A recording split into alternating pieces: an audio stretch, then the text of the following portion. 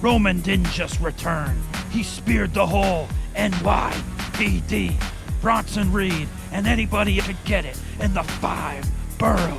Maxine Dupree pulled off the shock of the century thanks to AJ Lee, who came back like Becky. Your time is up. Your time is now. Dolph Ziggler, the most wanted man, returned for John Cena's last run. And the garden is still shaking. And the beast is back. So buckle up, sickos. Very deadly Jesse, ring the bell. The champ is here.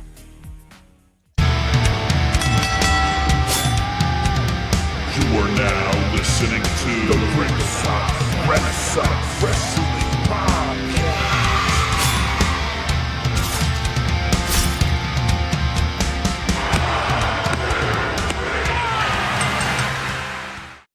And we're back for another episode of Ringside Renaissance. And we're here with the RRW Weekly Review for WWE SmackDown and Monday Night Raw. Yeah. And we are, as seen on Netflix, busted open to prove the original bad boys of the wrestling podcast world. Yeah, I'm here with the best co-host, the best tag team partner, the best friend in the world, pretty, deadly Jesse. And I'm Andrew Combat Jones.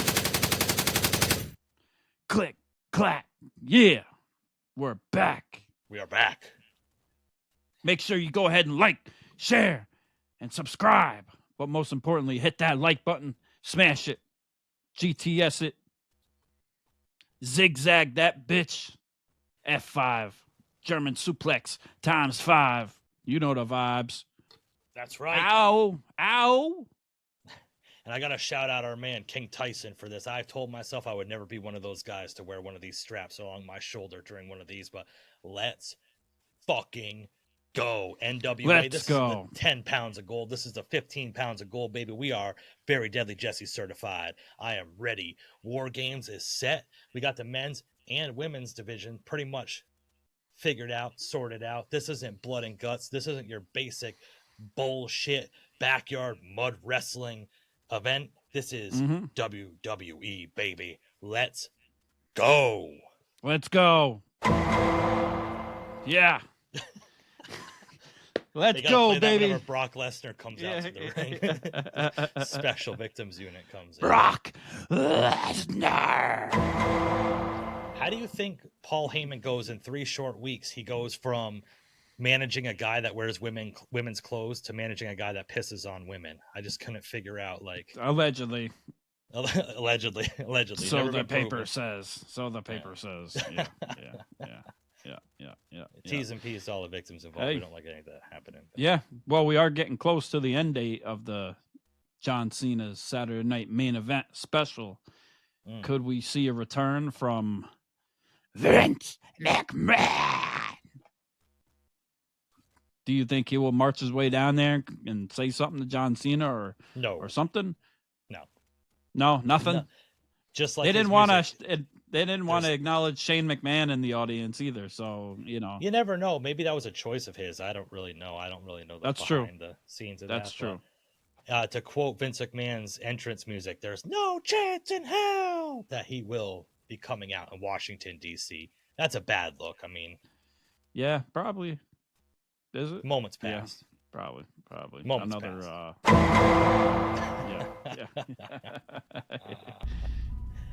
He can't keep getting away with it. He can and he will. He can't keep getting away with it. He won't. Lord have mercy. Man, oh man. Yeah. What SmackDown. A week it was. Yeah, man. SmackDown took place literally 25 minutes away from where I'm sitting right now, and I did not attend it. That was my bad. I did not know where SmackDown was until the night that it happened, and then by the time I found out, I couldn't get there in time. But, man, it seemed all right. I mean, for what it was a SmackDown. Raw's kind of the hot ticket right now. Right.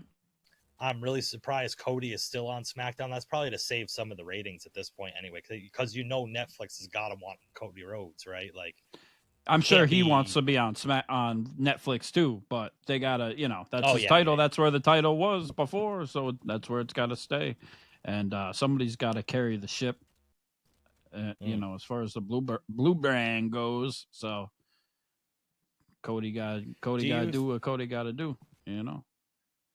Do you think that there'll be at any point? What do you guys want to talk about? Man, oh man. I don't know. SmackDown. I'm trying to Albany. think of.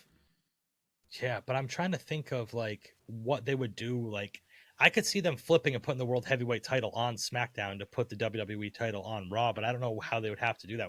Obviously not wait till the draft, because they don't even care about the draft anymore. Everybody's just everywhere. You know what I mean? So, yeah, I don't think they're gonna do that. I really don't. I'm interested to see. No, I'm interested to see where they go. Well, for one thing, SmackDown's going back to 3 hours, which is interesting. And not too long. I think it's in a month or so, or is it say January? Yeah. So I don't know. That's gonna maybe more people are gonna be called up from NXT. There is people waiting with their stories to be told and more stuff to be done. Allegedly, supposedly, you would think. So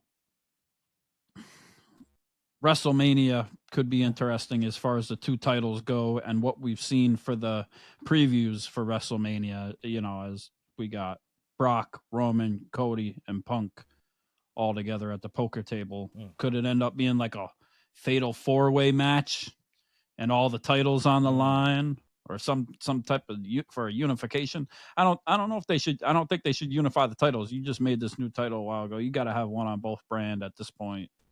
Both brands. So yeah, but there's got to be something there with what they're planning for the main event, or are they just putting the 4 biggest stars out there to promote the thing? It could have nothing to do with what the main event is actually going to be, right? But you would assume it is. You could assume it is, and I mean, obviously they're selling Brock Lesnar as it, so we know Brock's going to be there, as he is. Yeah, now, I think he's back, but yeah, barring some sort of other allegations or maybe evidence coming out, I don't foresee Brock not being there, but I also don't foresee him being in the main event. I could see him being a main event, like, one of the main matches of the whole thing, but I don't see him being the main event. That kind of... No? Okay. I wouldn't want to see that at this point. Like, okay, so before we get into SmackDown, like, there's something that like has been I've been watching and kind of paying attention to, is like, as far as like the championships, I know you're tickled pink about CM Punk being the World Heavyweight Champion, Cody Rhodes the WWE Champion, and then we have Stephanie Vaquer obviously as the Women's Champion, and then Jade Cargill as the Women's Champion and stuff like that. But like the men's division, there isn't a lot of new talent kind of taking the reins. You know what I mean? It's a lot of, I don't want to say recycled, but people that have been there for quite a while and established wrestlers. The safe route. They're taking the safe route. They know these guys draw. These guys are going to make them money. And they like almost are like hesitant to pull the trigger on these young up and coming guys to kind of take the reins a little bit. And I would like to see that a little bit more. I'd kind of like to see Ilja Dragunov being a more of a main event type picture. And like things like that. You know what I mean? So there's some that are on the main roster already that I guess could do that, but I don't know if they would be the biggest draw. You got to wonder if it's that or if it's with NXT and people at NXT. And of course, Joe Henry just got signed, but I wouldn't put him in that picture necessarily either. But it could lead into what they're doing with the John Cena Saturday Night Main Event, with what he said he wanted to do instead of have a whole love fest just for him, that he wants to have NXT talent fight some regular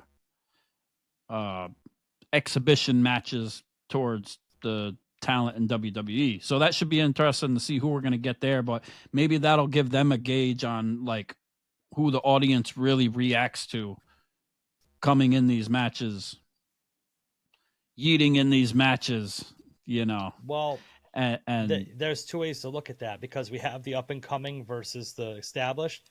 But then everybody in the Last Time Is Now tournament, barring Carmelo Hayes, is like an old veteran. You know what I mean? There wasn't really any upload. Javon Evans, but he got taken out the first round. But like, it's going to be Gunther, right? At this point, like, unfortunately, looks like it. Yeah. Oh, I just don't think I just, like I said, Gunther don't need to be put over. He's already over. They should use that position in that tournament. Like John Cena said, he wants to put somebody new in there, like he's doing for the whole other main event. So why not make a bigger star? It's very possible from what we saw with the last two events from SmackDown and Raw that John Cena might not get another win while he's with WWE before he retires now. It's very possible with what they set up. So I just don't think Gunther needs it. Gunther could lose or whatever, but Gunther doesn't need to be in it. Gunther is a made man as far as the WWE. Like, he lost the belt to Punk, and he's right back, and he could do whatever. It's not like it's like 10 years ago and like his girlfriend went to a different company or left, and now they're going to put him in a love triangle with somebody else just to get back at him over some crazy stuff, you know, from Vince or something. Right? You're not going to get, you know, being buried now or not getting put over now is a little different from, you know, those years. I feel like, in a sense, you know. I guess you're right, but I don't know.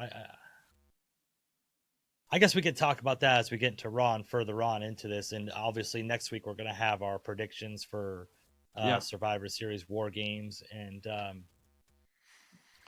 that'll be interesting to see how that shapes up.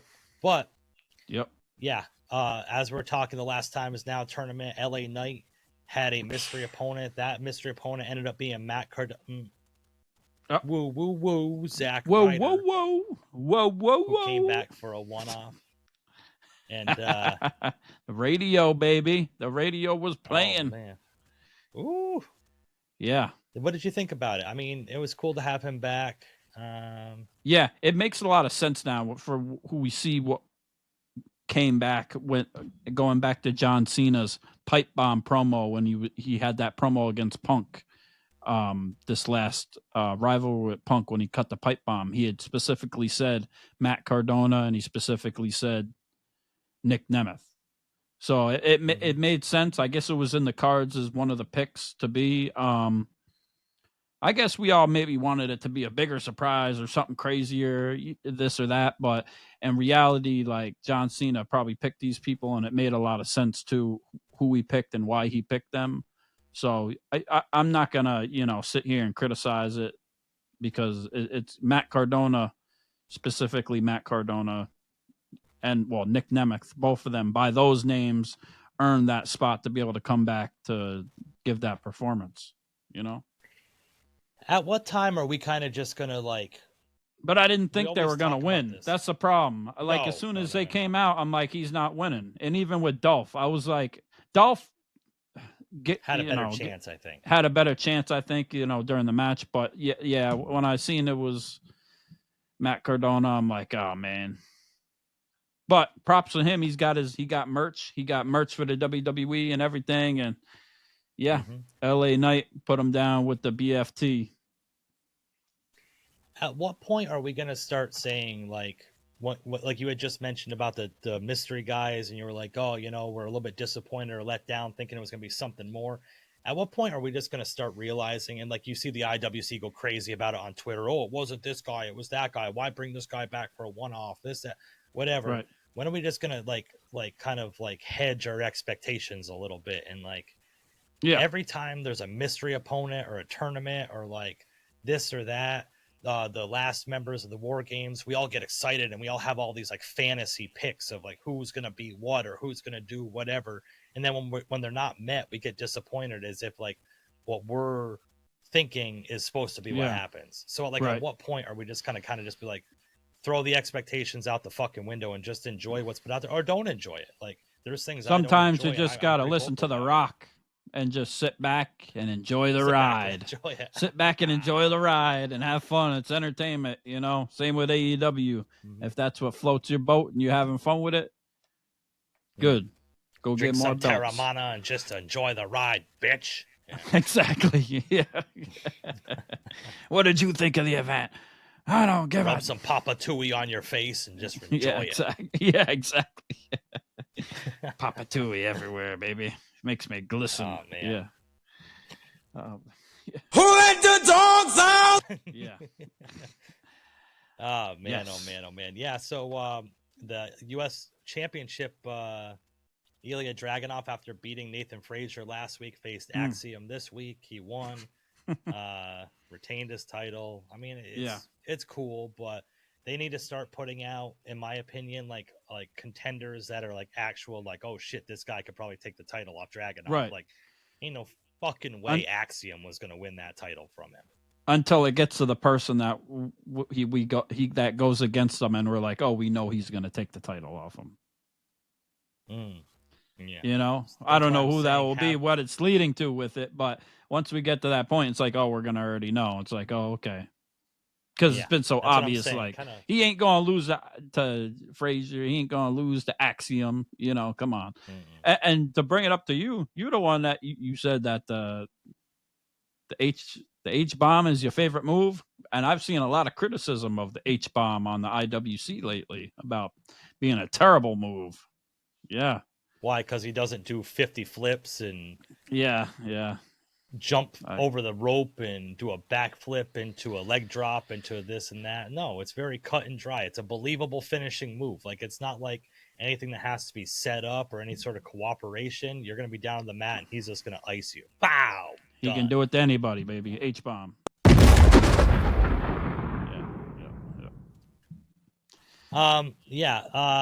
So what do you think of Jade Cargill right now as a heel? Obviously, she had a formidable opponent in BFAB, and I didn't know. I didn't know if Jade Cargill was going to get out of this one with a W, but she did, and I don't know. She's like building up. But... She's doing good. I mean, she's got to fight people that lead up to more established people, and she's got to get these mid-carders out the way. Unfortunately, it is what it is, you know. And it looks like me Chin will be next on the list. You're next.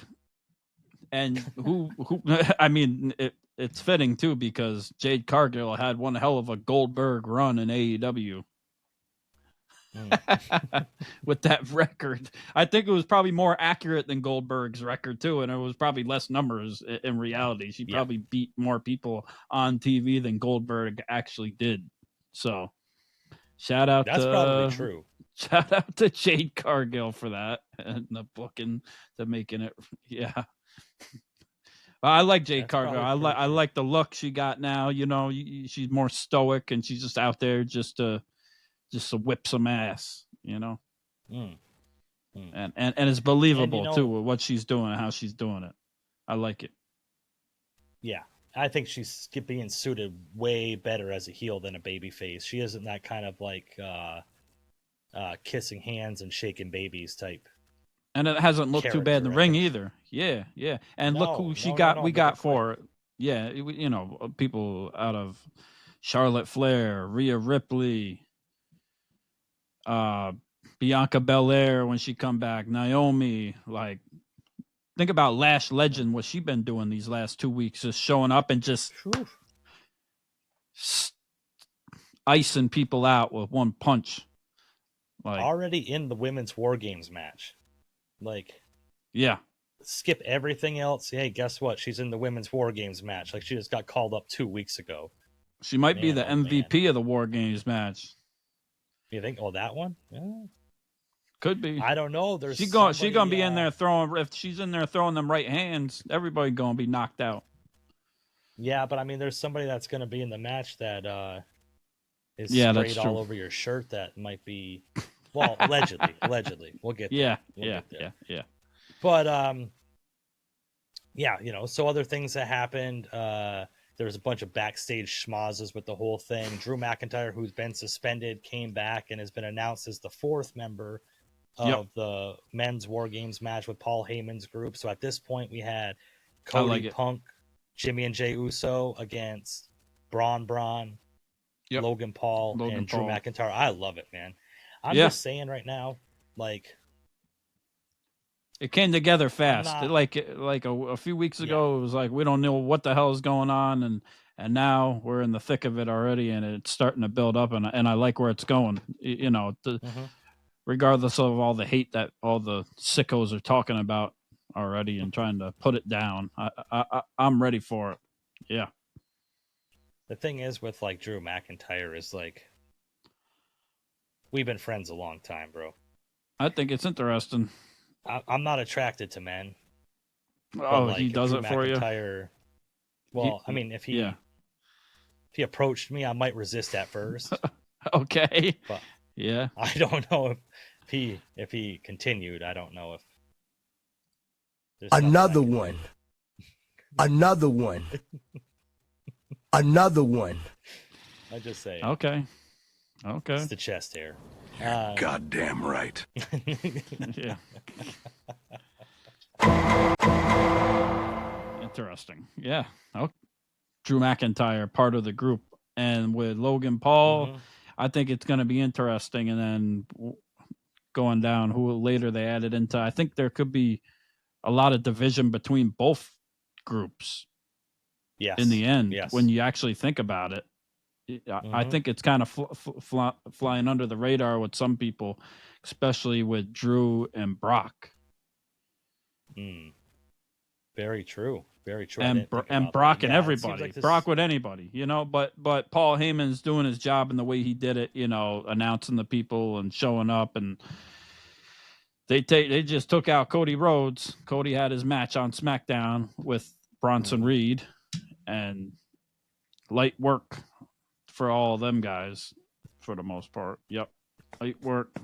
Logan Paul with them, got them brass knuckles in his pocket all the time, ready to smack people. Yeah, he doesn't need that titanium plate in his hand. Knuckles. Yeah. And then Drew's ready to kick people in the face. It's a fearsome foursome. Ready to piss on them when they're down. Yeah. Yeah, exactly. Yeah. Yep. Crazy. That's something that I feel like the sickos would like to pay for to see, honestly. But yeah, sounds like some AEW shit. Allegedly, yeah. So that's SmackDown. I mean, there really wasn't SmackDown's really not the hot ticket right now. I think Raw is really where it's at. And I could tell you another thing that cooled off is announcing like 2 months ago that it was John Cena's last SmackDown. It kind of like took that. Because like this past week, what we're going to get into right now was the last time is now tour stopped. It was John Cena's last Monday Night Raw. Now it was hot, like a hot ticket. The crowd knew their assignment, everything else. But are the Raws after this going to lack a certain something because we already blew our load on that one? You know, right? Like, yeah. I think that's the problem with like how the ticket sales have been too, because before all the dates were announced and what dates were what, you know, people, the prices went up, especially at the SmackDowns or this, because you thought John Cena might be there. So as soon as it went down, then, you know, the prices stayed there. People had already bought their tickets in advance. So, you know, you never quite know, and the expectations, you know, that we talked about aren't always quite there of what they end up being, or it's something different, you know. And also going back to the last Raw with Boston, you know, I don't know, some people might have judged this Raw and MSG bigger or the best show of the year I saw on the internet, you know, talking about it. I don't think I agreed. I thought it was a good show. I thought it was probably a great show, but I don't think it was the best show of the year. I'm not even sure which one was. Maybe the one in the Boston Garden was, but I think that they had to do something special for the Boston Garden being John Cena's home. And it almost came off like, as far as like what he did there, bigger than what happened in MSG as far as like John Cena's concerned. I enjoyed like the John Cena segment of Boston Garden more than I enjoyed the John Cena segment of MSG, because agreed. Yeah, I was already like, we had already seen Dom come out in Boston, and that was a surprise. We didn't expect that, right? So when he comes out in MSG, we don't pop the same. Like, it was still a big pop, and he's still going to get booed, and it was still a big deal, but it just didn't quite do it for what it was, compared to the last one. So I was a little underwhelmed from that one when you were thinking, oh my God, it might be Chris Jericho, or the timer's going to count down, or whoever the hell is going to be, Kevin Owens music might play. Like, you go on the IWC, you could have listed 30 names that people thought it could have been, We got Matt Cardona, we got Dolph Ziggler as surprises, but we thought we were going to get two surprises compared to John Cena, but we only got one for MSG. I'm so glad. Like, when they had the mystery opponent that got revealed later in the night, and they were just showing the entrance ramp and stuff, I just kept saying to myself, please don't let it be Jericho.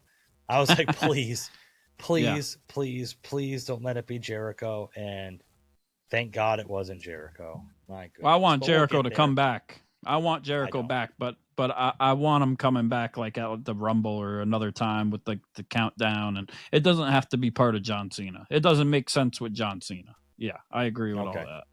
But Jericho coming back, I think it's inevitable, and it's going to be a big deal, and it is what it is. Like all his comebacks have been, he can reinvent himself. And it's been a long time for WWE and him. So it's a different company, too, since he left. Yeah. Yeah, the owners and him really are aligned with what's going on with a lot of things. Yeah. Kiss. Yeah. He was at the Kiss Cruise. Landlocked in Vegas, baby. Yeah, I think he was at the January 6th event, too, that happened a few years back. That was a Allegedly. plant. That was a plant. Okay. Those are paid actors. But yeah, okay. If they were paid actors, why pardon them? But so John Cena came out, like you said. Dom came out, said he wanted a rematch for the title. Man, Dirty Dom is just on top of his game. Yep. And John Cena told him, man, you get a match right here, right now. And Dom told him, no, bro, you're playing my rules. You're playing my rules. Going to my backyard. Who does he think he is? But this is great, though, because John Cena won the Intercontinental title in his backyard in Boston, Massachusetts. Right. Now Dom is leaving the playing field, going to San Diego, thinking like he's going to get a hometown reaction in San Diego, which he probably will a little bit. But let's face it, it's John Cena's second to last match. You're the heel in this match, my friend. But, we had Finn Balor and Jada McDonough come out, and then Rey Mysterio and Sheamus came out. Yeah, I mean, I was a little underwhelmed. I was I thought we would get a little bit more of this. But at the same time, I don't want to criticize it because I know it was probably like John Cena's idea, and if that's what you got to work with and that's who he wanted to do it with, like, it still ended on a happy note, a good note for him. And, it is what it is. He earned it. So I agree. I agree. But like John Cena's third to last match being a 6-man tag. The last match he had on Raw, it's a 6-man tag. I was a little bit underwhelmed by it, but are people going to remember it? They're doing Probably not. Nah. But they're going to remember the moment more than that. But it is what it is. Sheamus and Rey Mysterio have been around pretty much John Cena's whole run, so he probably just wanted to share a ring with him one last time, almost like he did in Boston with Triple H. Exactly. I know there was a lot of pushback about Triple H being in the ring, but again, like I said last week, Triple H can't wrestle anymore, so like that's the last time they'll share a ring together, and he could have probably wanted them to be opponents at one time too during this whole retirement run, so he still got to tag with them, and MSG was still happy. It was a feel-good match. Obviously the Judgment Day was getting put down. It's interesting going forward, though. Do you think it seems like it's like the obvious thing that Dom's going to win the title back, at Survivor Series? Is there a chance that he doesn't? I mean, a chance, I guess. But then who would, like, his last match, he'd have to lose it? He's not just going to vacate the Intercontinental title, right? So right. That would mean he would lose it at the last match, and that would make it seem more obvious, I guess, of what's going to happen at the last match if he goes into the last match with the title, right? So he's almost got to lose it. So we get obvious whatever it is. We get predictable either way, I guess, unfortunately. Well, what I really enjoy is that if you look at it from this perspective, even though it was a 6-man tag, 3 of John Cena's final 4 matches are going to be against Dom Mysterio. Like, that's crazy to think about. Like, yeah, he had the Intercontinental title match on SmackDown last week. Then he's going to have the 6-man tag with, the Judgment Day and him and Sheamus and Mysterio. And then at WarGames Survivor Series, he's going to have a match with Dominik Mysterio again. Like, so 3 out of his last 4 matches are all against Dominik Mysterio. Like, what feather in the cap of Dominik Mysterio, and like a shot in the arm, a chip on the shoulder to like give him that nod. Like, yeah. And if Dom you're not going to Mysterio get that being the last next match, guy. yeah, exactly. You're not going to get that last match at Saturday Night Main Event. I mean, what other better way to do it? And we were talking about John Cena putting over Dominik Mysterio before, he was high on our list, if not number 1, right? So Yeah, that's what we got. We just got it in a different way from how we would have pictured it, Yeah, and like I would say before about WWE, like playing it safe and not having like new and up and coming guys like taking the mantle. I could see Dominik Mysterio as being one of those guys that takes the title eventually. I could even see in a crazy world, if you watch Unreal on Netflix, shout out Unreal, there ever being like a backstage story where CM Punk kind of like names Dom as the guy to kind of take the next because that's just the kind of wrestler that CM Punk is, and I think he gets it, and I think Dom gets it. So I think we're gonna get to a point where CM Punk is putting Dom over with a championship at some point. I think we're gonna get to that rivalry, and I think that's something they've been cooking up and wanting for. When it gets there, it's gonna be big. Yeah. Anybody out there ever saying or trying to like put out in the ethos that like Rey Mysterio was going to have one final run in AEW, like keep jerking off in your mom's underwear because like there is no way possible Rey Mysterio was ever going to do that. Like, why is that even like on somebody's possibility list? It just doesn't make sense whatsoever. Yeah, doesn't make sense whatsoever. That's not gonna happen. That's definitely not happening. No. So we there we go. So we had Solo Sikoa come out and had his mystery partner for the Last Time Is Now tournament. Solo Sikoa is so good. I'm a big fan of his ever since he kind of fell off the cliff. That's when I become a fan of his. But hey, man, everybody was wondering who it was. We were talking about maybe Karrion Kross. We were talking about maybe Kevin Owens coming back. Maybe just the possibilities were endless. And Adam Pearce said, "Oh, it's anybody would even ever guess." But I doubt guessing this. Yeah, some people were saying, "Oh, we knew it was Dolph. We knew it was Dolph." I don't know. I didn't. That wasn't my first guess, but I mean, I wasn't surprised either. I didn't see anything online about like it was like in the dirt sheets of like, "Oh, we know it's Dolph Ziggler." They snuck him in, as he said, and he was backstage the whole time, and they snuck him in. So I'm here to show the world. I'm here to show the world. A femboy glam rock guy with bleach blonde hair walk around New York City. It wouldn't be hard to hide him. But one of the best sellers ever.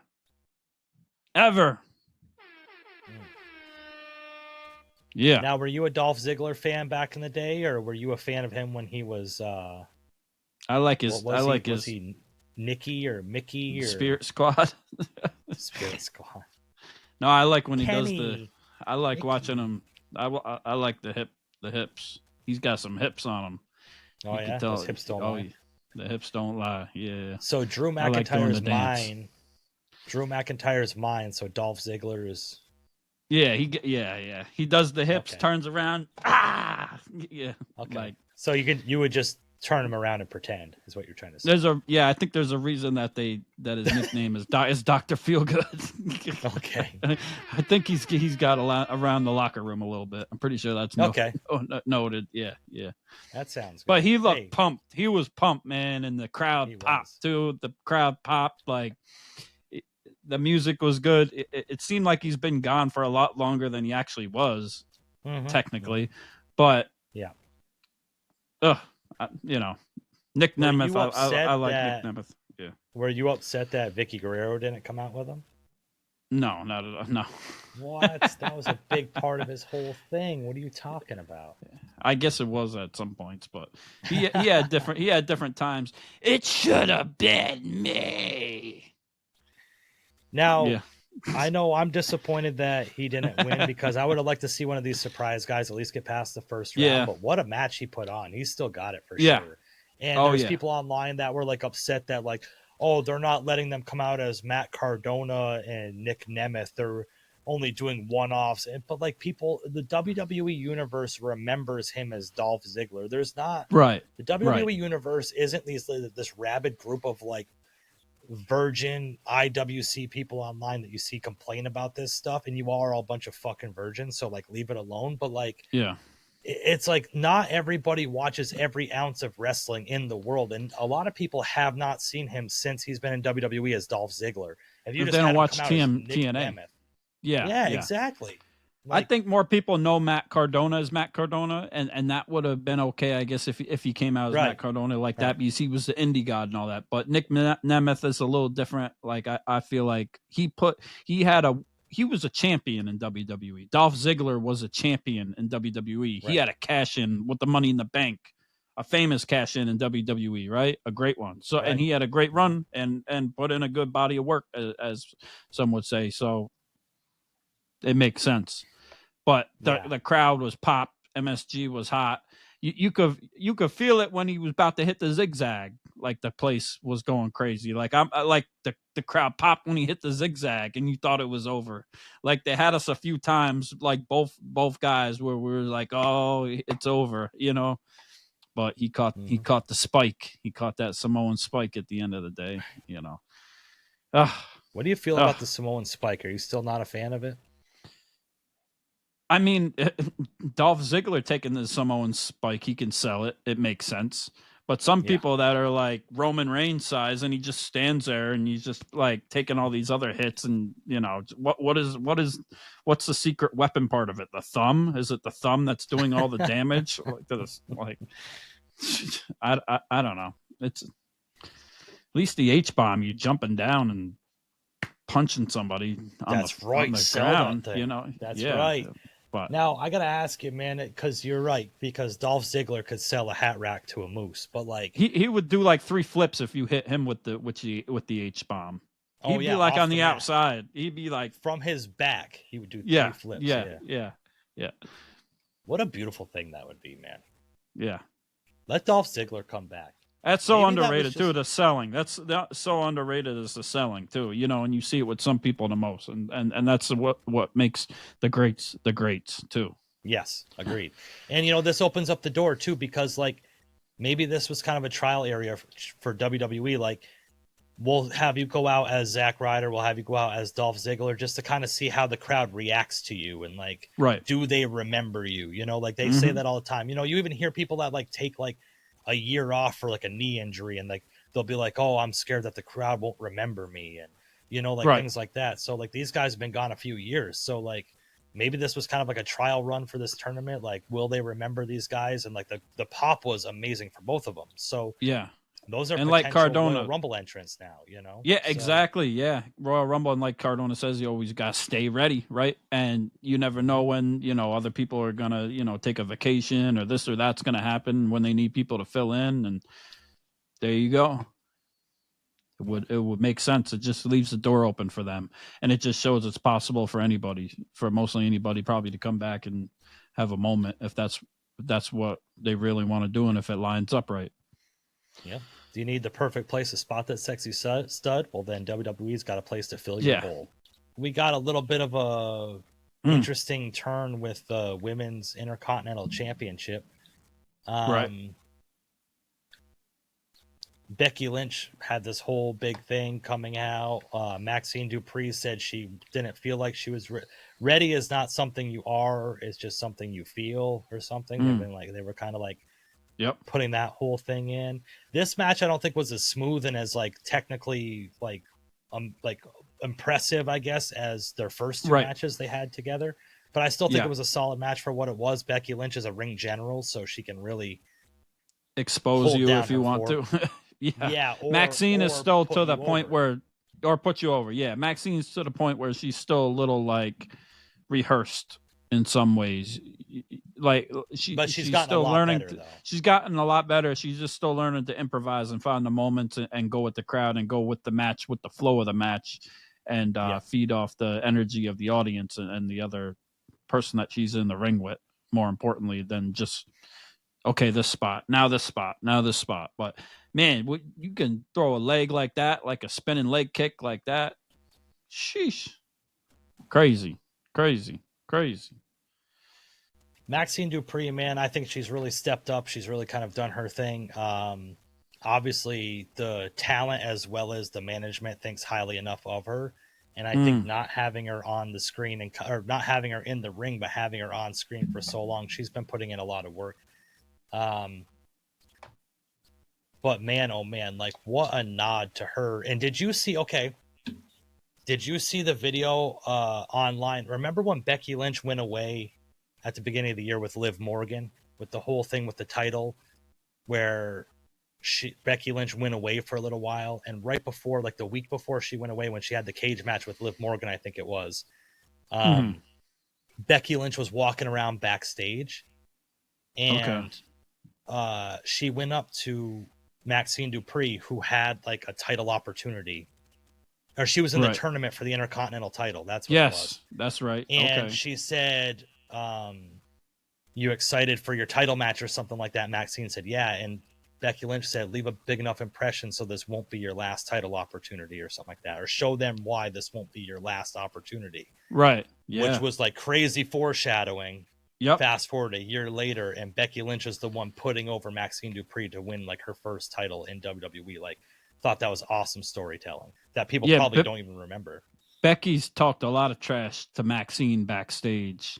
Yes. Over the last few months, easily, like little things here and there. Like she always ends up right there with her and putting her down or some type of something. Yeah. There's been something there with the storytelling. So they obviously think a lot of Maxine, and she's been there a while. She, just chilling with Otis and Chad Gable. You can tell she's putting in the work. Yeah, you can tell she's putting in the work, like her reversals into like the ankle locks and like the little technical things she does. Like when it's that back and forth, the elbow strikes, the reversal. Like the little things. Okay, she's still a little bit rusty, but when it comes to like the actual mat wrestling and stuff, you can tell she's put a lot of work in, and it shows. And it's like, you know what? Training put with it Natty. On somebody. Right, and those. And those titles, the Intercontinental titles, the U.S. titles, those sort of things are supposed to be put on the up-and-comers and the people that have been putting in the work and the workhorses. And you know what? She might only hold it for a couple weeks. It might just be a storyline going down the line. But, I think that to put it on somebody like that and kind of give them a little bit of a nod and see what they can do with it. And, hey, if they can't do anything with it, just take it off. It's not no harm, no foul. It's not like it's the world title, So and she got more time to evolve her identity too. To get her own theme music and entrance. We don't even have that from her. She's still going off the Alpha Academy stuff, right? So there could be a whole nother side to her. There's got to be that we don't quite yet know that they're going to evolve and move into. Maybe now with the title, or maybe that's farther down the line if that doesn't work out. Who knows? But she may hold the title for a few weeks, and it may be longer. We'll see. It's going to be interesting to see how she goes about it and how they book that and tell the stories with that, because she knows she's got a target on her back now, and she's not used to that, right? Yeah, and it's like we've been big proponents of Maxine Dupree for a while on here. I think you and I have both been very positive on her and think very highly of her. Her upside, anyway. Maybe not. She's not the greatest polished technician in the ring, but her upside looks really great. But the reason why this happened, obviously, is the distraction from the returning AJ Lee coming out. Distraction.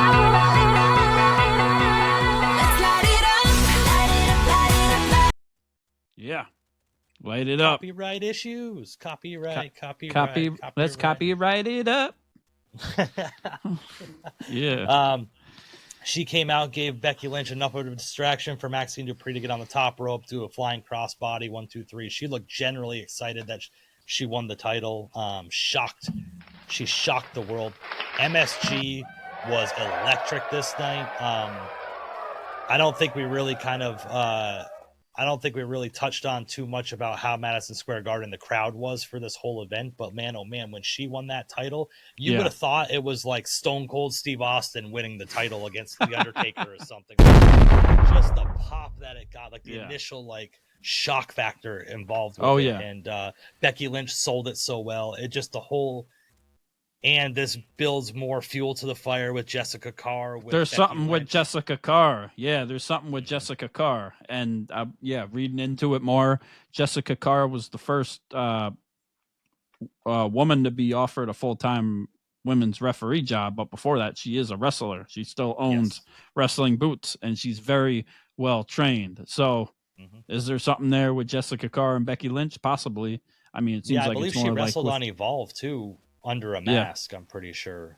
Different people have told us. So, but it's AJ Lee. Obviously, there's something there with her and Becky, but then there's something with the WarGames stuff. So it's like we don't know. Well, that's interesting because you know, they showed Maxine backstage with AJ Lee, and AJ Lee was excited for her and stuff. Then it panned over and showed Rhea, and Rhea asked AJ Lee, hey, can I talk to you for a minute? Because they have a fifth member. Oh, we didn't even talk about like Charlotte came out and helped out Alexa Bliss and after she blew her off. Yeah. I would like to see that. But but like I love that because Charlotte and Alexa, I think they need to be together longer. I think they need another title reign. I've actually liked Charlotte because of that title reign. So please don't ruin it. Just keep them together right now. They're doing really great. Right. So it was 4-on-4 at that point. We don't have a fifth member, but then we see Rhea Ripley talk to AJ Lee and say, hey, can I speak to you for a minute? And walk away. So we're potentially getting AJ Lee as the fifth member of that team, which would in turn, you think, or I think you agree with me, have Becky Lynch be the fifth person on the other team because she just wants to get back at AJ Lee for what happened. Oh, shit. Hell yeah. Bad to the bone. Okay. Yeah, it's shaping up. Yeah, shout out to Josh Van in our 7th grade lip sync contest for singing that. I forgot about he that. won over us. God did he? Damn it. So, did he? Yeah, we didn't win. We did what? ACDC? Back in Black. Yeah. Back in black, my friend. Back in Black. Yeah. Man, we killed it too. Our drummer hit Politics in junior high lip sync contests. I swear to God, you know. It is what it is. But I'm thinking that the 5-on-5 is kind of decided for that. Yeah. And there had been some stuff online that there were Dave Meltzer had put out stuff probably like 2 or 3 weeks ago saying, well, on his dirt sheet on his website saying the initial plans were that AJ Lee was going to be the head of her side for WarGames and Becky Lynch was going to be a head of her side for WarGames, but those plans were scrapped. That's don't quote me, but that's pretty much exactly what he said. Yeah. Well, I think Dave Meltzer's so brain has been scrapped because it's just absolutely ridiculous, man. I don't even care. Like anybody that follows him, I love people that like repost his star ratings like they're gospel or something. Like you all just lost all credibility with me. I have no desire to even follow your page or have anything to do with you once you start taking Dave Meltzer as gospel and his word as being like the authority in pro wrestling because I don't know how garbage. He even has a platform anymore. You can't keep getting away with it. So before we get to the main standoff, the main event match was Javon Evans versus Gunther, the returning Gunther, who he hasn't been seen since CM Punk beat him for the title, right? Back in SummerSlam. True. So yeah, I don't believe so. Yeah. It was interesting. He had his old NXT music, which is very sinister. I know a lot of people don't like it as much, but it just seems more eerie to me, more sinister, as I've just said. Like I don't hate it.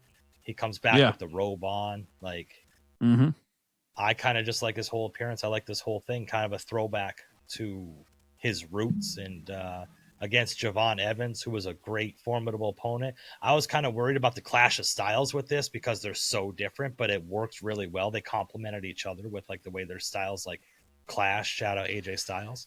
Bouncy.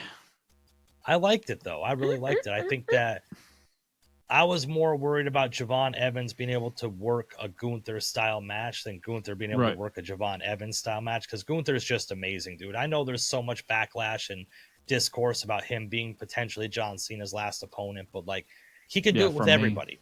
Like, but like he can get it done in the ring with everybody. He can, you know, do. Yeah, he can work every style. He can. Like, it's just so good, man. His character, it's not even a character. It's just who he is, and it's like. Everything about him is so solid. Like, it's just old school pro wrestling, and I love everything about it. And but shout out Javon Evans, man, because he really impressed me in this match, because he was able to adapt to Gunther's style and work his style around it and still make it a very competitive and like intriguing match. So really enjoyed what they did with this. Yeah, I was hoping Javon Evans would win, but that wasn't in the cards for Gunther, and he tapped him out, huh? Yeah, he tapped him out. Yep. Yeah, but you know, broke his back. I think that Javon Evans got a very big level of exposure here that it's just gonna shoot a rocket up his ass, and he's gonna get called up from NXT soon. And I think that's really, there's only upside from him being in that match with Gunther. I don't think there was a downside to it. Hey, Javon, it's Hunter. We're going to stick a rocket up your ass. You ready? Sounds like a Vince McMahon. Yeah. I only learn from the best. Yeah. Jay, we're going to stick a rocket to your ass. So at this point, we're looking at for the WarGames match, right? Or the Last Time Is Now. I'm sorry. Before we get to WarGames, I want to look at the Last Time Is Now tournament. And right now, as of this recording, or as I'm stalling to pull it up, we have Gunther versus Bronson Reed or Carmelo Hayes for the quarterfinals, because that match is going to be on SmackDown. Solo Sikoa versus either Penta or Finn Balor, which they say they'll both be on Raw on November 24th. I'm sorry. And then Rusev versus Jey Uso will be on SmackDown the day before Survivor Series. And Sheamus versus LA Knight will be on the SmackDown before Survivor Series. So we're going to get some bangers, no pun intended, regardless, kind of. Now, I thought the finals of the Last Time Is Now tournament was going to be at Survivor Series, but it's not. It's going to be on the Raw before Saturday night's main event on December 8th. So everybody's really in the field, because I thought it was going to be the same night as Survivor Series. So I said, okay, Jey Uso can't win. Bronson Reed can't win. Yeah. Right. So is it possible that Bronson Reed somehow, because do we see Bronson Reed versus Gunther? No, unless we're having people get behind Gunther, which is probably what you don't want, right? Well, even with Carmelo Hayes, would people get behind him against Gunther? Maybe more so than Bronson Reed, right? That's kind of an interesting matchup right there. But maybe we could get somebody from the Survivor Series team interfering so Bronson Reed can't win. Yeah, that's what I was thinking. And then we could have Same with Jey Uso. Gunther, like that's a throwback from NXT. Agreed with you. So looking realistically at it, we have our last 3, 6, 8, 10 competitors: Gunther, Bronson Reed, Carmelo Hayes, Solo Sikoa, Penta, Finn Balor, Rusev, Jey Uso, Sheamus, and LA Knight. Right. Now I've got it down to 3 people that I think it could be. Gunther, obviously, number 1. My other 2 are kind of dark horses, and people might not agree with me, or you might not agree with me, but I think Sheamus could be a possibility just because of their rivalry they had in the past and their friendship they have now. Right. And if John Cena wants to go out and think about this, if it's Sheamus, what's the one title that Sheamus has never held? Oh, is it the IC title? That's true. So so if John Cena potentially does win at Survivor Series, then it does Sheamus set that up. Put that title on him. Grand Slam to Grand Slam champion. But, that they makes both a lot eating of at sense Denny's. Yep. That's right. That's right. And it's their birthday. And my third one that I could think of is LA Knight, just because LA Knight kind of needs it right now. He's kind of just, floating along in the water, and I could see John Cena doing that for him. But there's been no real interactions between Cena and LA Knight, really, so I could lean more to Sheamus on that one. But those are my three, but I think realistically Gunther is still going to take it. I don't think there's any He's just going to choke him out, and that's going to be it. And like, ugh. No. The last time we see Cena, he taps out. No. No. I don't want it. I can't do it. At least put LA Knight over. Put Sheamus over. Give him the Grand Slam championship. I didn't even think about that. I like that. That's a good idea. A lot of sense. Jester Damas has spoken. I like that. Good idea. But now we'll finish up our night with what happened at the end of Raw with Nikki Bella beating. Oh, the hell with that shit, dude! I can't Stephanie stand Nikki Bella, dude. She sucks so bad. She hit Stephanie Vaquer twice and then sat there for 2.5 minutes talking while Stephanie had to sell while she's just standing there talking to her like a goddamn robot. And Stephanie Vaquer can't do nothing but sit there and try to sell getting hit twice on the ground. It was like so pathetic. I thought it made Stephanie Vaquer look bad. I think Nikki Bella's terrible. She needed to not come back. I don't understand, with everything going on with all the great women talent that they have in WWE, why is Nikki Bella even featured whatsoever in any of this? I think she probably asked she asked to come back. Maybe she wanted to interject herself because she wants John Cena thing going on and all that. Agreed. And guess what? Nikki Bella's undefeated at Survivor Series. She's going to win the title from Stephanie Vaquer. It's going to be terrible. You think she's going to win? I am so pissed off about this, bro. It's not even funny. Like I'm like dead serious, like blood boiling about you Nikki really Bella think beating Stephanie Vaquer at SummerSlam. Because I was thinking that it's going to help, move Stephanie Vaquer up and make it more legitimate that she took out Bella now, and that she will win because she can expose Nikki Bella in the ring easily, wrestling. Easily. That's going to be such a clash. Like, that match is going to be rough, bro. Yeah. Well, that's what but you think Nikki Bella is going to win already? That's your early prediction? Tune in next week to find out, ladies and gentlemen. That would be interesting to see where they go from there with it, because then it would leave somebody to take the title off of Nikki Bella. I cannot stand her, man. I cannot stand her. Yeah. I'm sure she's a great person. Like, I'm sure she's a loving, caring mother, sister, daughter. I'm sure she's very, like, giving to the community, but man, as a wrestler, I cannot stand her. Yeah. Brie Bella's better. So, we're going to get to the final segment of the night. Ask Dolph Ziggler. He doesn't know the difference between the two. He'll take both. I bet he will. There's like a D-cup size difference between the two of them. So, so we had Paul Heyman come out with the bronze. Yeah.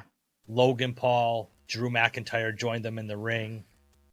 Paul Heyman could sell any match. He's talked about leading the Deadly Alliance down to the War Games, talked about leading the Bloodline down to the War Games, but nobody is as formidable a team as this team he's assembled for the War Games. What a great way to sell the match. Good throwbacks. Yep. Paul Heyman's the best. Yep. Then we hear CM Punk's music hit, and I know you were pumped about this because Punk was ready for a fight. Oh, yeah, he went down there himself. He went all the way. He walked all the way down himself, ready to fight. And Braun Breaker's hilarious because he just everything he says.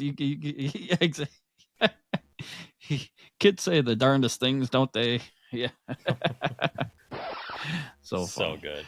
So good. And then we had the Usos come from the crowd and take 3.5 minutes to come out and back up CM Punk, which really made a lot of sense. You're not really selling the intensity and like the seriousness of this match by having everybody have their own entrance and taking 3 minutes. Yeah. So they came out, and then Cody Rhodes came out and got left hanging by CM Punk for a fist bump. Oh, embarrassing.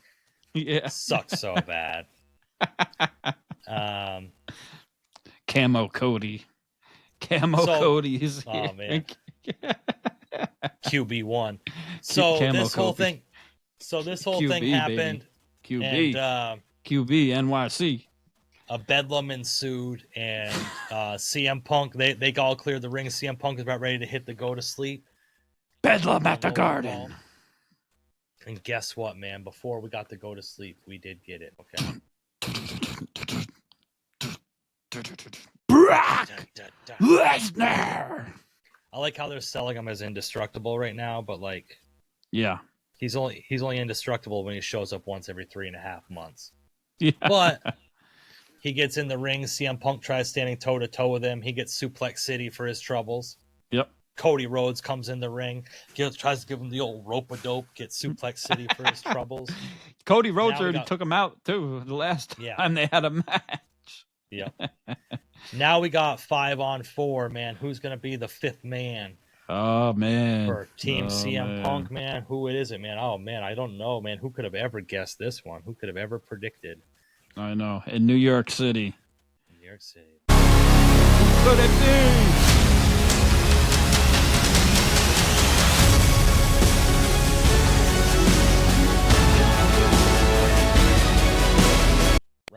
This is culturally inappropriate. Okay.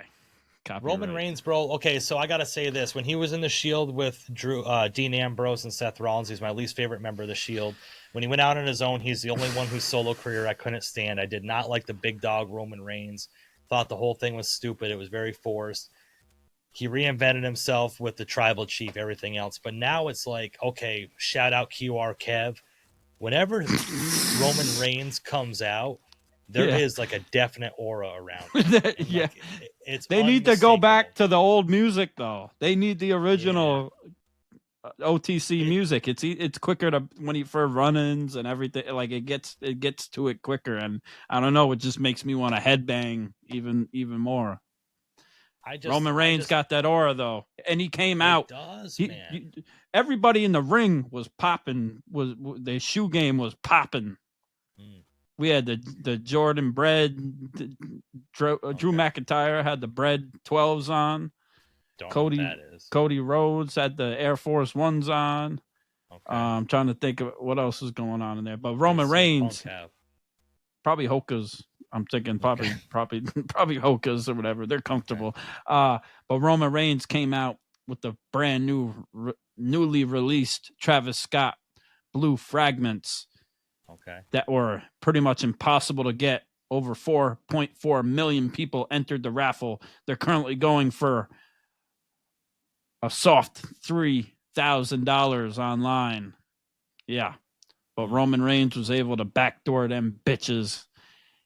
Walked out to the ring and lit MSG on fire. Man, what a better way to get me soft than tell me I'm going to have to spend $3,000 on a pair of shoes. But, like, I had no clue what any of those shoes are because I'm still rocking the Pandas. But okay. But I was told I have to buy a pair of black jeans because wearing blue jeans with Pandas is a travesty. I didn't know this. Like, you got to help me out with this. Like, I have no clue. But it's called color stacking, color stacking. But man, when he walked out to the ring and he just had that presence to him, the commentators building him up about maybe the only person that could stand toe to toe with Brock Lesnar. Man, there was like a weight in the ring. It was like so heavy. Like it was like, oh my God, this felt big time. Yep. He ducked Brock Lesnar, hit him with a Superman punch. Joe Tessitore threw in that Roman Reigns is Brock Lesnar's kryptonite, which I thought was awesome because of the Superman punch or whatever. Yep. The best part of this whole bedlam, right? Bronson Reed came in, started beating up Roman Reigns. Roman Reigns Superman punched him. The NYPD came out, right? Yeah, NYPD. The NYPD came out. Okay, so I wonder if the new mayor sent him. I don't think him and Triple H are on speaking terms. But now, when they were brawling outside, and Logan Paul was around the outside, and Roman Reigns was getting ready to spear Bronson Reed through the barricade. Yeah, it wasn't even that. It was CM Punk just nonchalantly coming up from behind Logan Paul with a kendo stick, choking him out. Choking him, Yeah. And the cops were there. In front of the cops, right in front of the cops. Yeah, They're just like, okay, whatever. Yeah, whatever. We don't even care about this. Yeah, we know Logan Paul. We'll let him get choked out. Screw him. Yep. That made me laugh. And Jay so was freaking hard, Jay like hid when Brock Lesnar came out. Yeah, he was done for. Yeah. Jay, the Yeet was hiding. Yep. Yeah. But I loved it. I loved it. What a great way to make this match seem way bigger than it really truly is, because it's only been being built for a few weeks now. I know there's been little breadcrumbs here and there, but the actual match itself has only been built for 3 weeks. But what a way to make the presence known.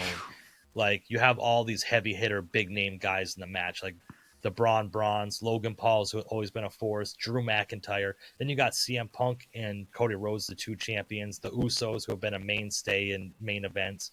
But then you add Brock Lesnar and Roman Reigns to it. Yeah. It's just like on another level right now. They really don't even have to do much in the match. It's the all-star game right now. Right. We're going into the all-star game, the all-star matchup for the most part. Probably the biggest war games that we've ever had, arguably. And it should be crazy. And next week we go into the match that will determine who has the advantage. Now, I think it would be pretty. It's the heels. Do you think so? Because that's who it normally always would be. Always is, yeah. But they could do something different. You know what I would like to see? Paul Heyman come out and be like, we're not even worried about it. You know what? You take the advantage because we're just going to destroy you. And him talk up and do his arrogant talk and sell it and be like, we don't even want the advantage because we don't need it because we're just going to completely squash you. Like Brock, like who's coming in last? Who comes in first? Who's on first? Who's on second? Who comes in last? I don't know. Who's gonna come last? I don't know. Never Brock me. Lesnar loves to. Never me. If there's piss in the ring, god damn, I don't.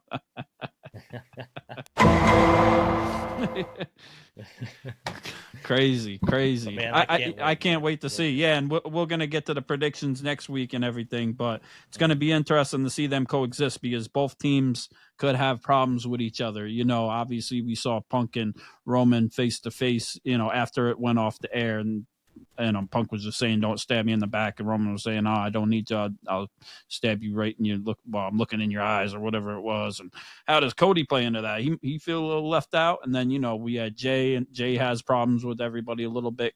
He's kind of been different. And then think about Brock Lesnar's team. Like Brock Lesnar has never teamed up with people. He's his own force, right? Who does he answer to? Nobody. Is he going to answer to Braun? No. Is he going to answer to Logan Paul? Hell no. Is he going to answer to Drew McIntyre?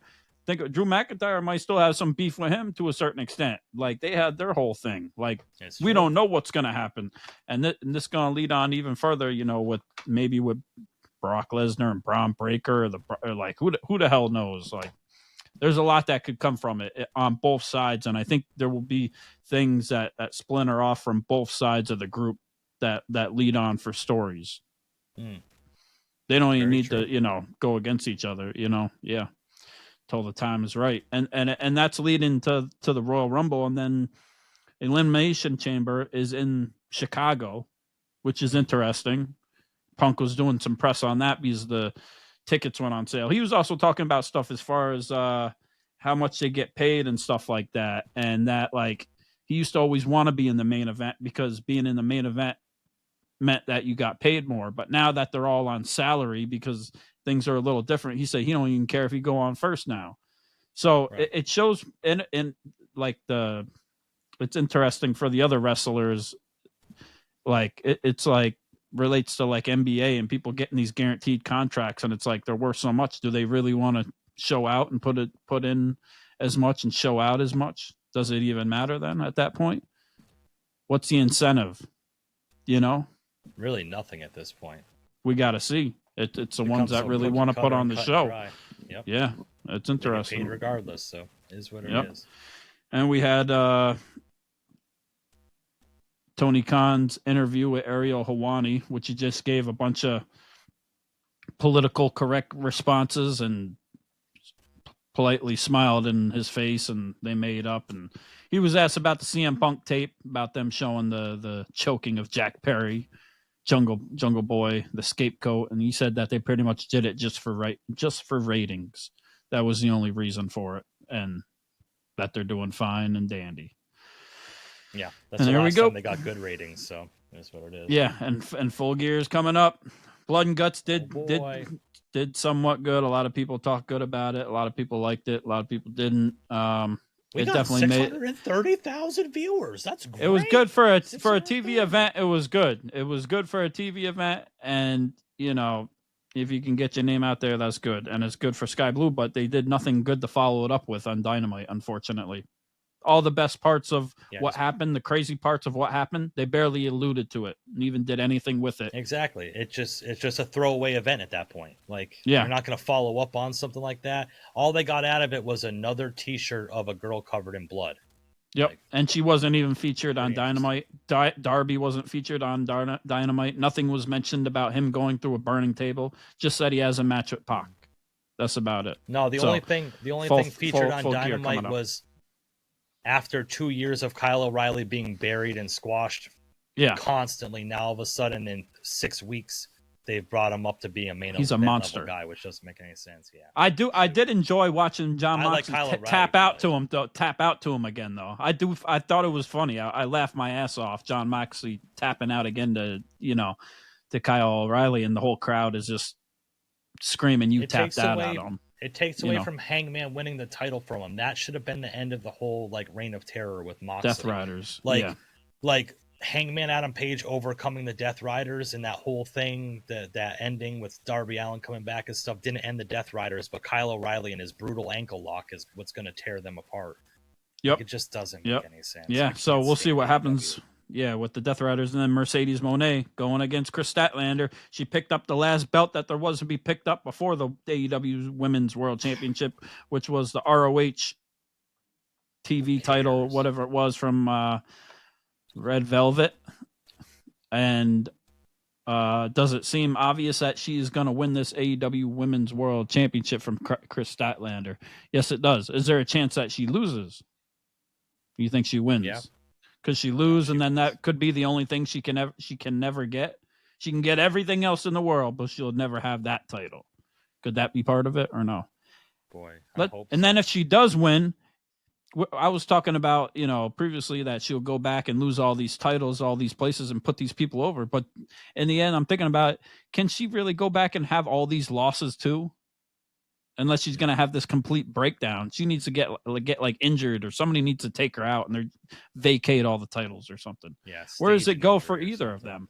Yeah, where does it go for Chris Statlander or Mercedes Moné? If she wins, and people are saying Pro Wrestler of the Year for Women Wrestler of the Year. Yeah, it's crazy. Yeah, Mercedes Moné, because she got all the belts, but it's not like she really won these championships. Or no, she did. That's right. I'll figure it out. Yeah. Crazy. But yeah, AEW Full Gear coming up this Saturday or Sunday. Saturday, I believe. Saturday. So should be interesting to tune in and see what happens. And then we got WWE SmackDown before that, and then WWE Raw coming up. And this next week we'll be in for Survivor Series WarGames. Yeah. And AJ Lee is back, hopefully, to be that fifth member. And big things as she's back, hopefully. Mm-hmm. Just keep her out of your AI videos, because, yeah. I agree with her on that one, though. I might have to go make me an AI video with me and Liv Morgan right now. I don't know. I'm just saying. Yeah. That'd be more. I think you'd much rather have one with you and CM Punk. That'd be more believable. For you, yeah. Oh, okay. I wonder if you'd like that. Me wearing just the belt. Around your crotch like Shawn Michaels. Take it at the freezer, baby. Yeah. Oh, yeah. So we're gaining on it. WWE Survivor Series coming up. AEW Full Gear coming up. We can't wait to see what's going to happen. And, of course, as seen on Netflix, Busted Open Approved, we are the original bad boys of the wrestling podcast world. Yes. And that is the best co-host, the best tag team partner, the best friend in the world, very deadly Jesse.